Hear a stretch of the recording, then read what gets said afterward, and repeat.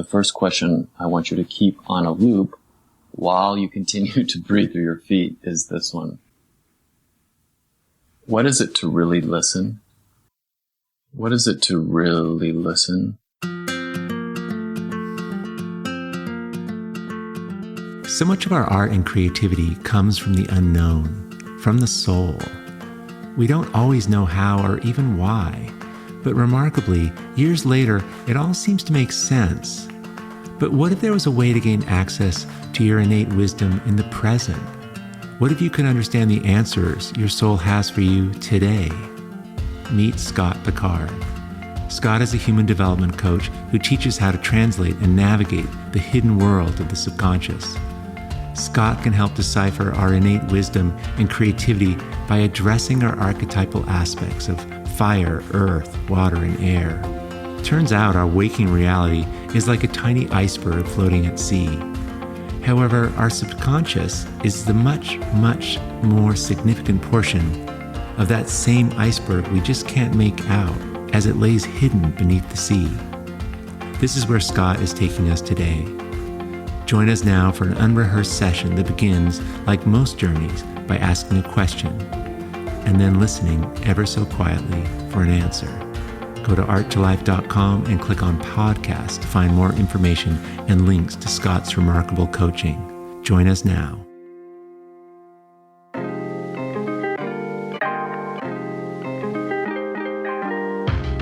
Welcome to Art2Life, a podcast for the creatively curious. My name is Nicholas Wilton, and each week I'll help you rediscover not just the art of your life, but the art in your life. Join me as we explore that perfect blue at twilight, the wild frontiers of art making, and the extraordinary joy of finding your way as you go.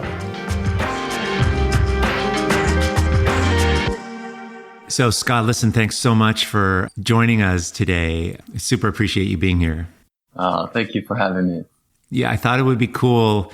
You know, we've done a lot of work together, and I thought just to give people an idea of, rather than trying to explain exactly how you work, I thought maybe we could just try kind of doing a little bit of that to give everyone an idea and kind of kick this topic off. That sounds perfect. So one of the initial things I do with everyone, and Nicholas, you know this because you've done the work, but is to shift right away to the feet, right?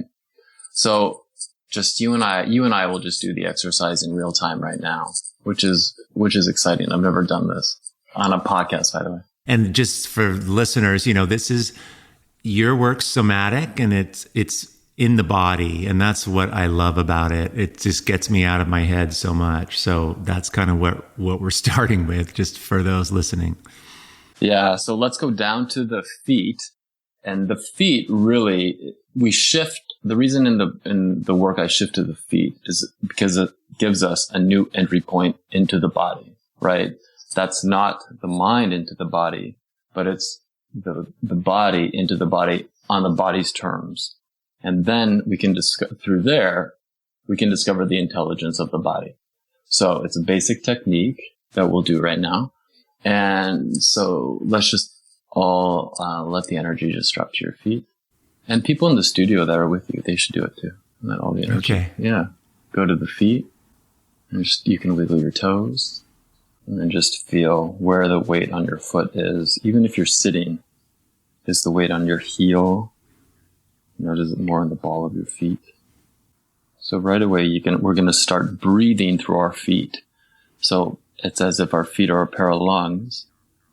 And then just imagine on the exhale, you're shooting breath or energy out from the bottoms of your feet down into the earth.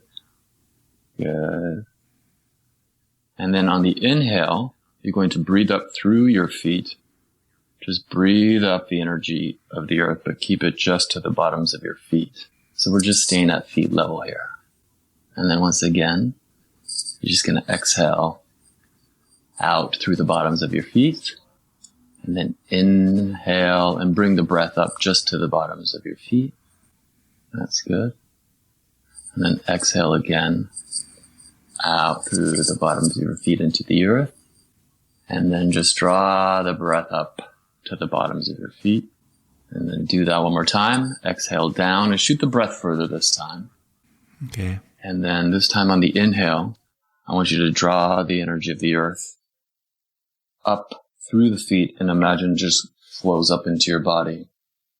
The earth has its own rhythm and has its own wave. And just imagine that's traveling effortlessly up and through your body. And so what I'm going to do is just ask you a question, Nick, and you're just going to keep it on a loop in your mind. And then you're going to just let your body do whatever it wants to do. Movement, imagination, it doesn't matter. So we'll start to let your body speak. So the first question I want you to keep on a loop while you continue to breathe through your feet is this one. What is it to really listen? What is it to really listen? What is it to really listen? And then, Nick, as you stay connected to that exercise, tell me whatever you're noticing or feeling or getting. I feel to really listen, I open more. I feel like listening isn't like an ear thing. It's a receiving fully feeling that almost opens me more. Yeah. I was doing it on my end, and what I started to notice was your voice and the breathing come, on your side. But also I'm just in my living room right here, and I'm noticing all the colors of everything, which is really interesting. I didn't expect that. That listening is not only I'm tuning into you, I'm noticing everything here. So right now I feel more present, but I also feel, in a way, it's like giving. Like by noticing this, somehow I'm giving it to you. I don't really know how to just better describe it, but yeah, that's interesting. Let's go to another question. So keep breathing through your feet, and then ask, what is it to relate? What is it to truly relate? And just keep that question on a loop. Breathe through the feet and let the energy of the earth, which is much older than both of us, just kind of let it come up. And it's the intelligence of the element through your body, and let that answer come up with the answer. And it doesn't have to be a linear answer. What is it to truly relate? Is it to truly relate? To me, it feels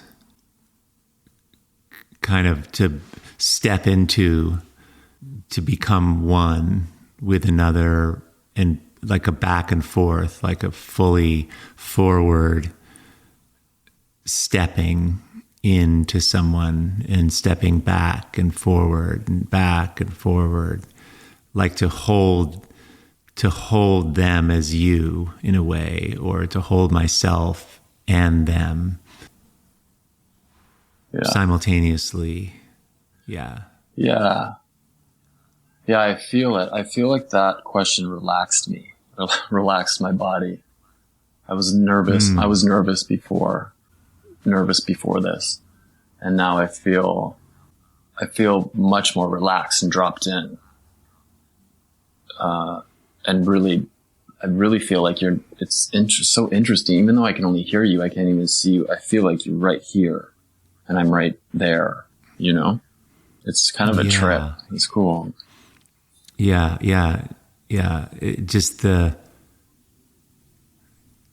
When there's just such intentional focus, it's safe in a way. Yeah. Let's ask one more. What is it to let go of control right now? What is it to fully let go of control? I just get play. Yeah. That's like, yeah. That relaxes me. Yeah, me too. Yeah. Yeah. I feel like we can go wherever we want to go now in the conversation. Yeah. And, yeah. So where do you feel like taking us right now? Or what's on your mind? Well, I think I'd think of art making. I see it like there's these balances, right, between an internal world and an external world, and a controlling world and an intuitive one, and I don't know. I know that the journey is an internal one, and sometimes that's hard for me to stay in because of all the external.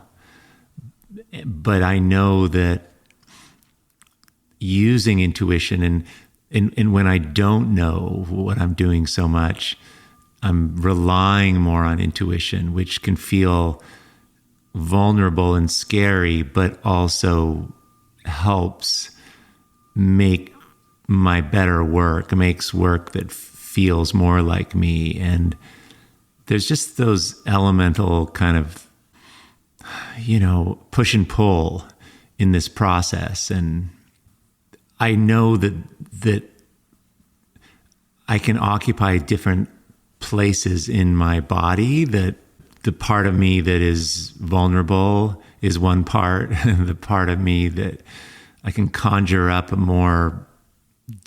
sometimes a more deeper inquiry based on hunches. And so it's just kind of playing around with those different modes of being without kind of fracturing myself. But just sometimes it's hard to go internally and find it, when I'm just busy and working and I'm trying to create something that others will like and the gallery wants, and that's this whole external world. So it's just this interesting internal external duality that I think I struggle with. And I think that is for a lot of people, having the confidence, not comparing themselves to others, all of that in the external. But how do you drop in more to this internal and trust it and learn about it? Yeah. It's when you're talking, it makes me think about, if you step back and look, I think you can see life, right? Life and growth and evolution and creativity. It really happens in the unknown, right? Growth and everything and the things you were describing happens in the unknown. And what's interesting is that at the beginning, and one of the reasons I use the body is because the body is equipped more to navigate the unknown.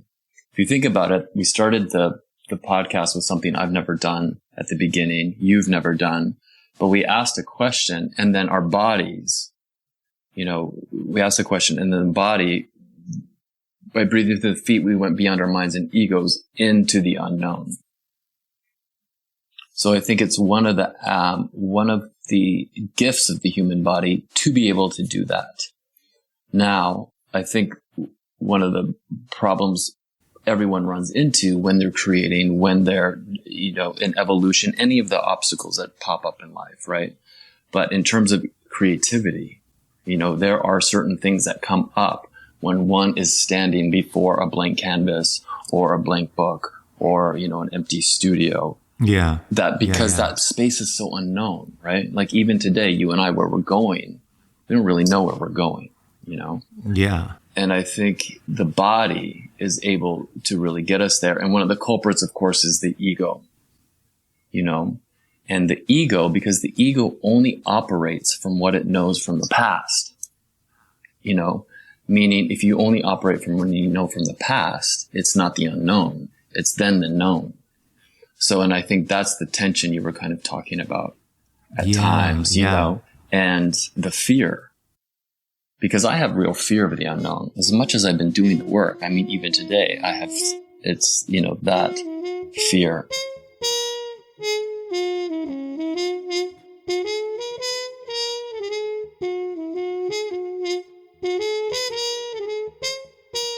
The ego, it's interesting you say that it only plays in the past, which I sort of understand. When I'm painting, sometimes I think of maybe a painting that recently sold and everyone likes this certain thing and I want to make more like that, or I want, it doesn't have any kind of, it doesn't give you any forward idea of what you should be doing, and why is that? Like, it just stays with what it knows. Is that it? I mean, yeah. Because it feels like that. I just don't know why. Yeah. I mean, the ego is one aspect of the psyche, right? That we all need. It's a part of the whole, an entire psyche. But the psyche holds a lot of other parts, The body is an inclusive organism. Like, your body is inclusive. So it holds your ego. It also holds the key to how to move beyond the ego. Because the ego is not just the ultimate thing here, right? It's about how do you go beyond just what we know and how we identify ourselves all the time, right? I have a question for you quickly, though. Because you've been doing this for a long time, what is it that you do? I'm curious, like, when the fear comes up and you're thinking of things of the past, what do you do just to get beyond that, to break yourself out of that? When I'm working, you mean when I'm making art? Yeah, when you're making art. Yeah. It's really about paying more attention to what, and usually those kind of doubts, and I think this is true for a lot of people, the limiting beliefs or the, concerns they build and build and build right up to the point when you start in. It's probably worse. The worst feeling is like just as you're opening the door to the studio, and then just before you start. But once you start, at least for me, I'm able to really just look at this cadmium red light paint that's going across this surface, and look at how this feels, and the drips, and it becomes so sensual and so seductive that I can kind of lose myself in it a little, and then it becomes about that, and I'm no longer back, a mile back there worrying so much. That's how I do it. I might do something that I've never done before just to experience something kind of exciting or altering, or, something that's different for me, starting boldly, pouring paint on, whatever it is that just gets me in the flow. Yeah. So what you do basically is you'll feel, even if you feel the fear, you'll be like, I'm feeling fear or whatever the ego is going through, but then you'll take an action anyway. Yes. So that, I think, is a key thing right there, what you just said. And it's applicable to the work that I do. And that, because I use the body, you use art in a specific way. Mm-hmm. And to cross into the unknown, right? To cross into the unknown, like you just described. I have this fear, and then I take action, and then I'm into the unknown. Regardless of whatever I feel, I'm going to go. And the same thing, with the body on my side. Yeah, there's something that compels us to do it anyway. And I don't know exactly what that is, but it's, yes, I feel this, but I'm doing it anyway. It's empowering in a way. Yeah.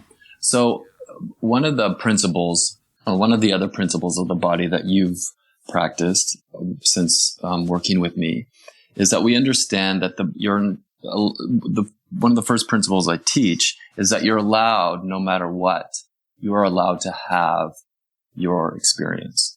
You are allowed to own it entirely, your experience. It's the one thing no one can take away from you is your experience.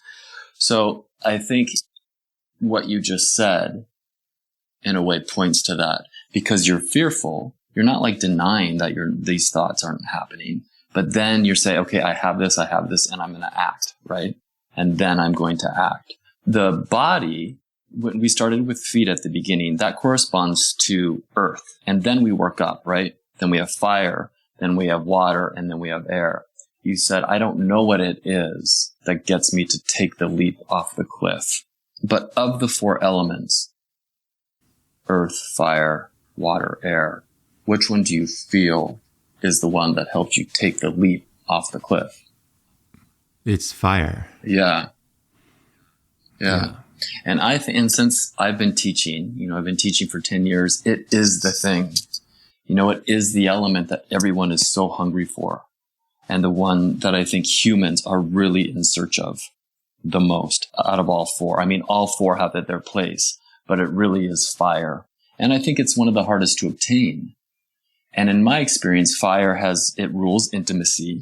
It rules relationships. It rules creativity, and it is an intelligence that's beyond the mind, right? Because the mind would have told you in that scenario, perhaps don't do it, right? The mind has a clear thing, but there's something that's beyond the mind and beyond the ego that says jump anyway, right? And in that moment, there is that kind of tension. There is a burn. And I think for some people, it shows up differently. It shows up in different sectors. For me, it would definitely show up more in art. But for people like you that are artists, it might show up in different areas in your life. What other areas would you say beyond art does it show up in? It shows up in sometimes, when I'm physically like moving, like running, it shows up. It shows up in connecting and relating to people, showing your energy towards somebody, moving towards them. Yeah. Because there's an attraction it could be anything. It could be a person who's doing something that you're really excited about. It could be an intimate partner. It could be, but there's noticing what can bring you alive and then going towards it. And I teach this idea of noticing, what brings you alive. But at a certain point, the person, myself or whoever, you choose and you step towards it. It's that stepping towards it that is fire. Yeah, that's so well articulated. And I think one of the hardest part is because when I have to do that, when I have to create, it doesn't matter. Like I can't wait to feel a certain way before I do it. I can't wait for some perfect moment before I do it. I just have to jump. And and I don't know when and how I'll be able to do that. I mean, oftentimes I'm a coward and it takes me a long time to get up, to jump into the unknown, right? Or the void that's in front of me, be it in intimacy, art, life. One of the things that's coming up now is people are asking, well, what is my purpose? Or how do I find my purpose? And how do I pursue passion, desire, intimacy, while it seems like we live in a world that's pretty intent at times at destroying itself? And I think that is a big question, And I think there's ways to break it down. And that fire, because fire exists in all of us, right? It's the core of life force. And that life force, like you and I were talking about, is creativity, it's intimacy, it's taking a stand for something bigger than yourself. But knowing that it's in life force, and life force is in everything, if one cultivates fire in art like you do, because it's by running, like you said, running. My question is, because you've built so much of yourself and built so much fire in your practice as an artist and as a teacher and as a runner, how do you use that when there's sometimes tougher issues, let's say in intimacy? How do you use your art practice where you have to practice cultivating fire and always go to the unknown? How does that at times help you in intimacy? I think in intimacy, it's surrendering to the unknown, to we're all wanting some certain outcomes all the time, Yeah. and we certainly want that in art. And it's also great, it's like you almost cut a deal with a person you're in a relationship with, like, these are my needs. Here's my checklist. Give me your checklist. And if you, 10 out of, if 8 out of 10 are checked, then this can work, or you can accept and invite in and be in something that is spacious and unknown. There's huge aspects of it that are unknown, which is scary, but incredibly life affirming and wondrous. And there's not a cap on it. It becomes limitless because you don't know what you're going to become, and you don't know who this person you're in relationship with is going to become, because there's room now to become something new, and you don't know what it is. That's like a good movie. Who doesn't, that is just so much bigger, and it's got fire all over that, and an expansion. And that's like making a really amazing painting and, not knowing exactly where you're going, but oh my God, it just takes your breath away. It's jumping off a giant rock into a river, and the feeling right before you jump. That's a very cool feeling to have in relationship. And I think it's one that we lose. Yeah. Yeah. It is. It really is one that we've lost. When life for the last 2 years has not been easy for anyone, right? I've been thinking about this a lot too. It's like we have had COVID. We now have the war in Ukraine. And looking out, how do you feel when you do what in regards to what you just said? And I don't know, I have no idea about the answer to this, but how does that help? Like, how does it help you broaden intimacy to beyond just the canvas, right? To beyond just yourself when you're running, the intimacy you have with yourself in your body when you're running, and the intimacy, the one-on-one intimacy. Yeah, I think, so intimacy is this world that we're talking about, self. That's governed by and fire, the life force, which we started with. Yeah. Yeah. And what are we doing in the face of just, okay, there's this horrendous thing happening in the world, multiple places, multiple times, different, dark and hard. I think the absence of fire and kind of a place that I have gone, and I've had actually several conversations on this podcast about this, that like, why bother, right? Who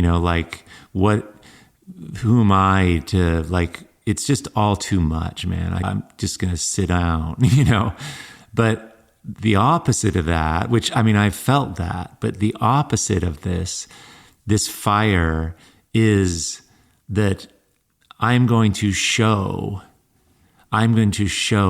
what's possible. I'm going to show what creativity can make in defiance of other things that have been made, that I am going to participate. I'm going to include this. Yes, all this horrendous things are happening, but look at this.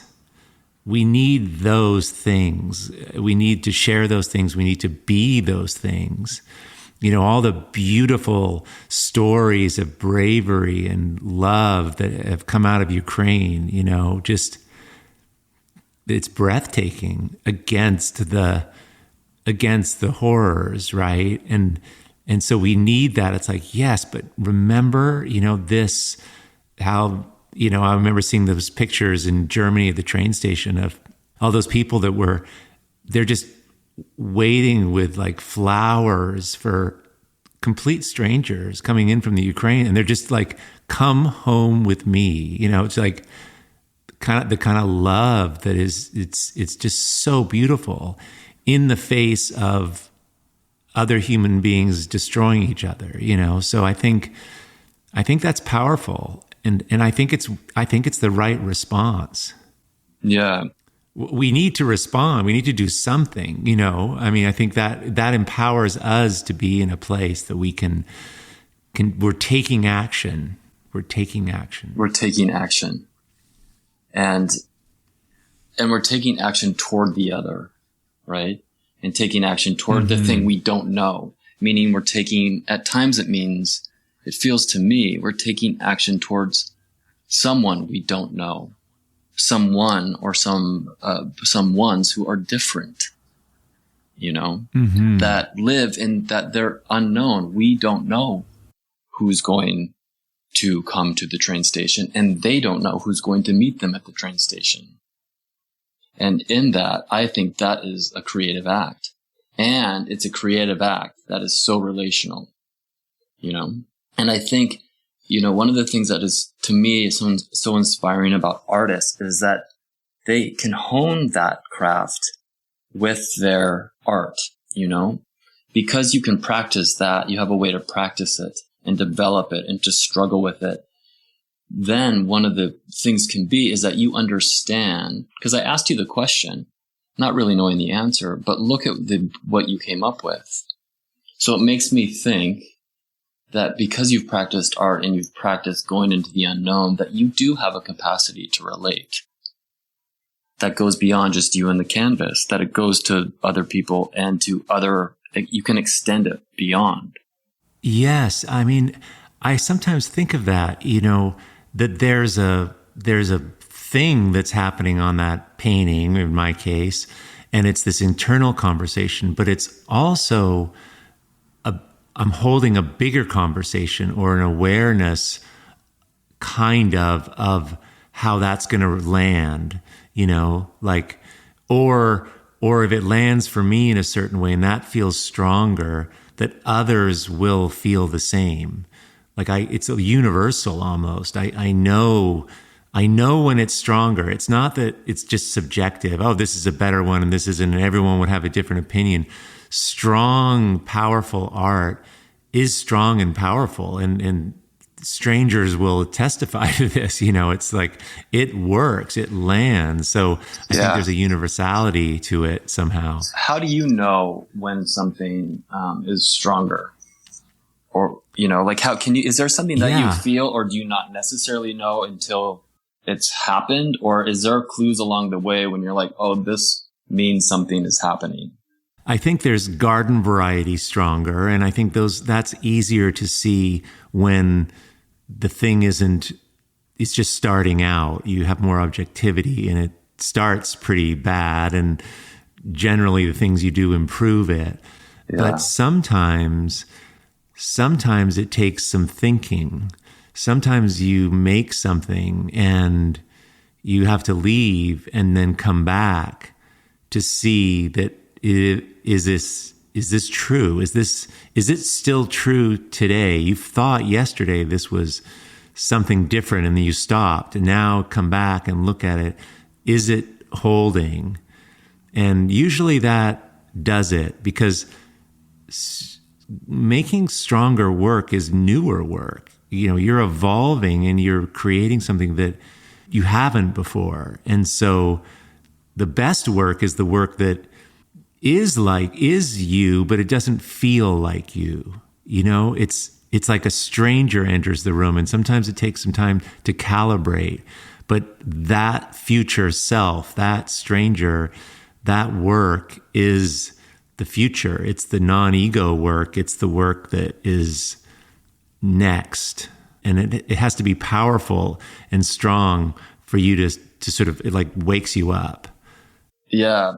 It's, you said something, we've had these great conversations throughout the last months, and you said something about risk, that the art is more sophisticated with risk. And I thought that was such a profound thing.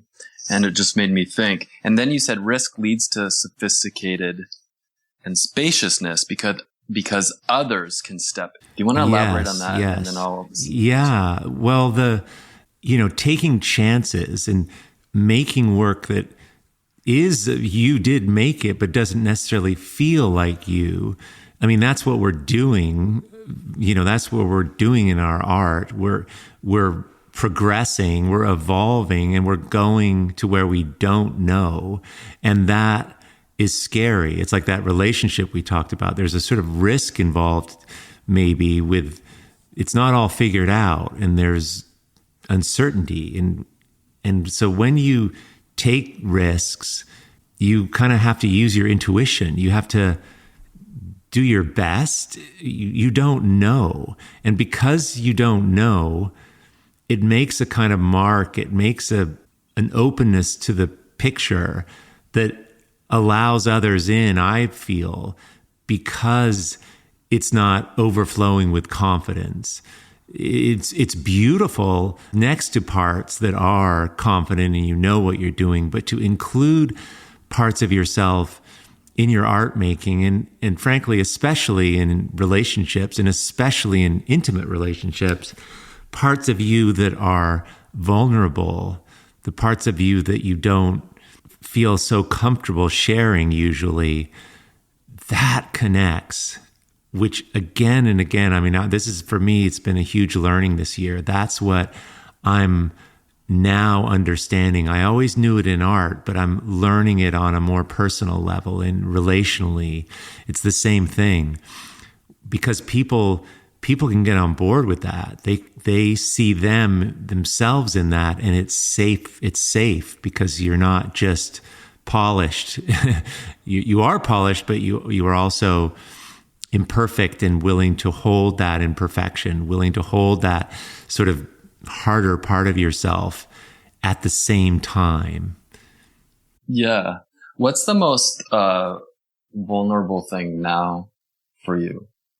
Like, what's the thing that makes you feel the most vulnerable, if whatever comes to the body as I ask that?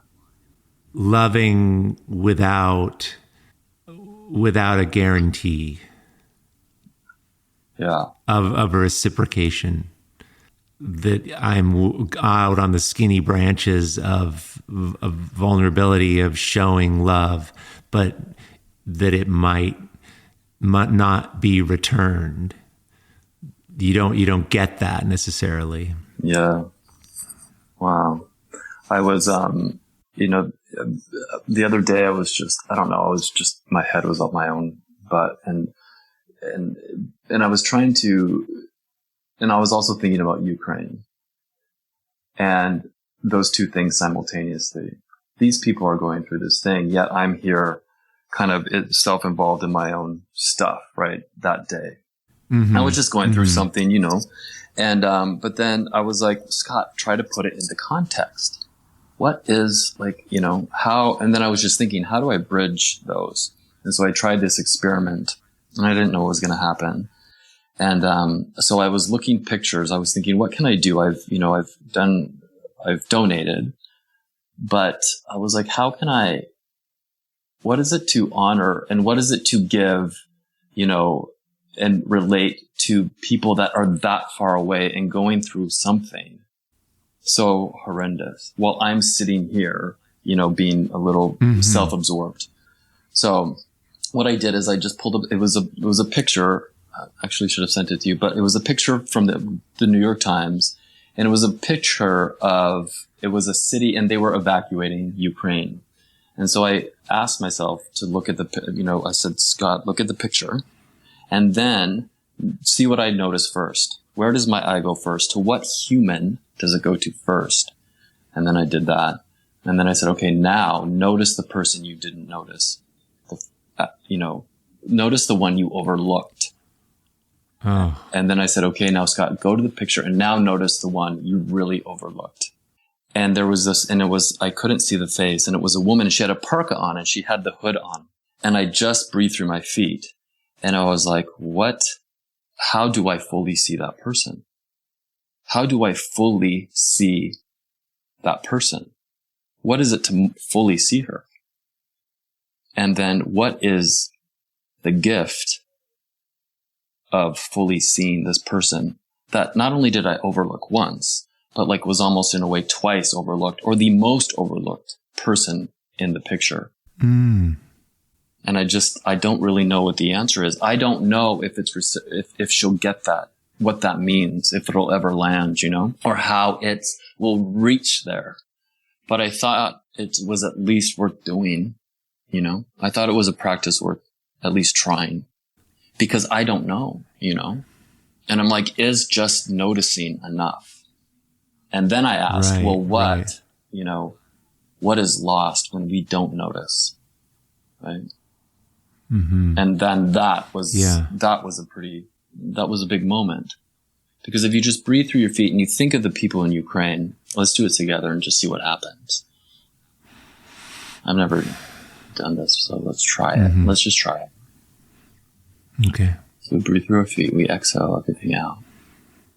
And then we notice, what is it to truly notice the people in Ukraine? The ones we don't see. What is it to truly notice? And just let's see, as we all connected to the same planet, breathe in the energy of the earth, and let's just see what we get. What is it to truly notice?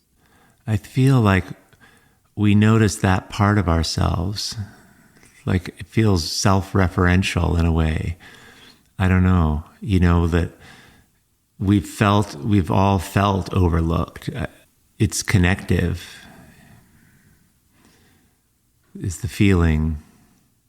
Yeah, it's similar. To me, it's similar kind of how we started the call, but I'm much more present in the reality as I walk in my life, that is happening.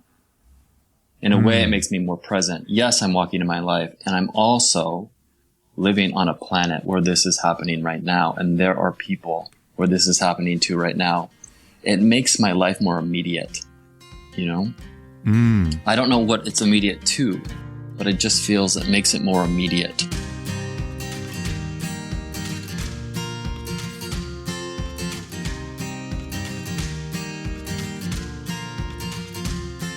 Well, it's bigger awareness. And I think this is, I teach, Art2Life teaches people art, but really what we're teaching is awareness. And that if you're, awareness of color, awareness of how you're feeling, awareness of, design, but awareness and sensitivity. And when you have this, your life it's deep, and the things you make from that place become bigger. I mean, more relatable, more powerful, more potent, and cause more of a stir. And I think that's related to this, Yeah. Because we could look at those photos, and I've done this, it's just like, there was a shooting this morning in Brooklyn, or in New York, on the subway. And it was, I did not go there at all. It was, my daughter sent it to me. She's in New York, and it's like, look, Dad, I'm okay, and I couldn't go there. And I looked at it no more deeply than an ad for a laptop computer. It's the opposite of what we're talking about, but I think I'm shortchanging myself, but sometimes, anyway, it's just the opposite of that. But it's this awareness that we want to cultivate for our art. And I love the fact that the art is that artifact and shows the progression of that growth. Yes. That's an incredible thing, what you just said, that art becomes the artifact that shows, that's evidence of growth, and growth being, and then it also broadens. When you said that, I was like, oh, growth can embody so much, Mm-hmm. Yes. It opens up the definition of what growth can be and what growth can achieve. That's interesting. Yes. And that fire is the,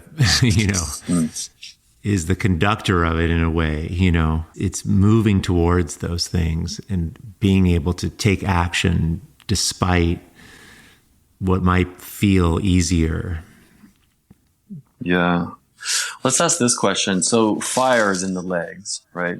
And we'll do it together. By noticing, let's use the people in Ukraine. What happens to your fire when you notice the other meaning the people in Ukraine? What happens to your fire? What happens to the fire? It kicks it back a little. It's like the sadness, it's almost like a wind that diminishes a fire momentarily. It doesn't extinguish it, but it's like you kind of have to push back again. It pushes you, it reduces you somewhat, at least myself, but then you must step forward again. It's kind of a back and forth. It's like a tree blowing in the wind a little bit is how it feels. Yeah. I kind of got that a little bit too. It was a kind of kickback, actually, back into the self. That kind of a reduction is a good way of putting it, into a place that's much more, I felt a bit more sober.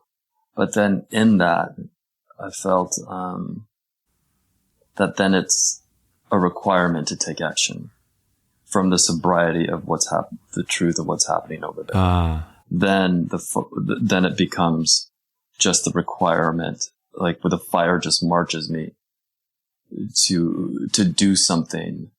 To do something. Yes, it becomes how can I answer this, and which is a kind of creative endeavor. When how comes into the equation. Yeah, so interesting. Because think about it. It's like you and I are doing something, and it's by noticing, others in the world, right? Others that are being killed right now. And that if noticing in the right way, look at what can happen. So noticing does have a thing, right? Noticing does build something. Yes, it's the first step in something, in a transformation or a creative response. Yeah. Which is beautiful, really, because I just got off a call with members of the Creative Visionary program, our art program that we teach, and I was reassuring them that you don't worry if you haven't made all the assignments. The transformation's occurring because you're thinking differently and you're becoming more aware. It's all okay. You're going to be that. This is the journey, and yes, sometimes 10 paintings are made and sometimes 5 paintings are made, but the thing that you're making is this shift and this awareness shift that has big consequences ultimately for whatever you focus upon. Yeah. That it really broadens, what is gained in a way, and what is cultivated in terms of, a lot of things, but essentially life. Aspects of life or aspects of fire. Yes. Let's ask one last question. Let's do 2 more. What is gained? Yeah. Let's breathe through our feet. And what is gained, or what is the gift to the world by noticing? What is the gift to the world by noticing? Well, it just feels connective. That it ties us together, it connects us. Yeah. It made me feel like the view, because made me feel like I'm a participant in the world. And when I notice, like my whole like sight and vision of the world broadens. And because I'm just being one participant broadens that vision. It does something to the collective vision. Even if it's just me, one person noticing right now, it still does a lot opens up something in the collective vision of seeing, something beyond myself, seeing others. Yes. And I can't help make the parallel to making something in this noticing state, broadening that noticing state. The thing that you make will have the same quality of connection, of universality, and that's a very powerful kind of thing to go after in your work. I think the best work connects us and invites us all in. Yeah, it definitely seems like an endeavor, if coming from the right, coming from not the right place, but trying to come from a place of, I don't know, more authenticity, of risk, of fear, of chance, of openness, of noticing, of listening. I mean, that to me does seem like an endeavor, an endeavor worth pursuing. Yes. Scott, listen, thank you so much for just kind of wandering with me. This is it's such a beautiful way to learn, and you're really gifted at this looking and feeling and helping others. So thank you so much. I think this has really been powerful. I know for myself, but I think others for listening, of like, wow, we're so fortunate to be able to make art and to connect. And to connect, through this. Thank you. Thank you so much for having me, Nick. It was a pleasure. It was a pleasure talking to you, and thanks for trying these new things on the podcast. I really appreciate it.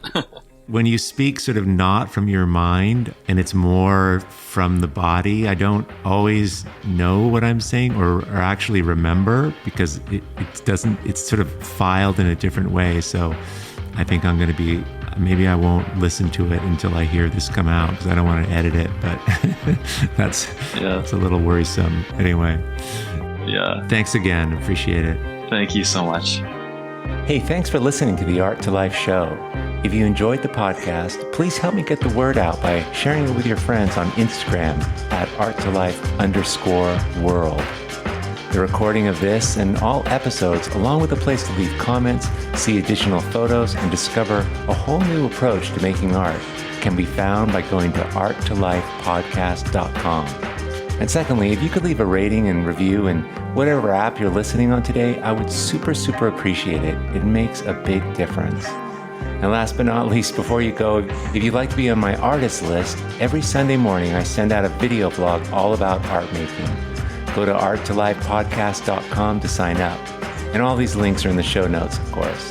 Thanks so much for being here, and we'll see you next week.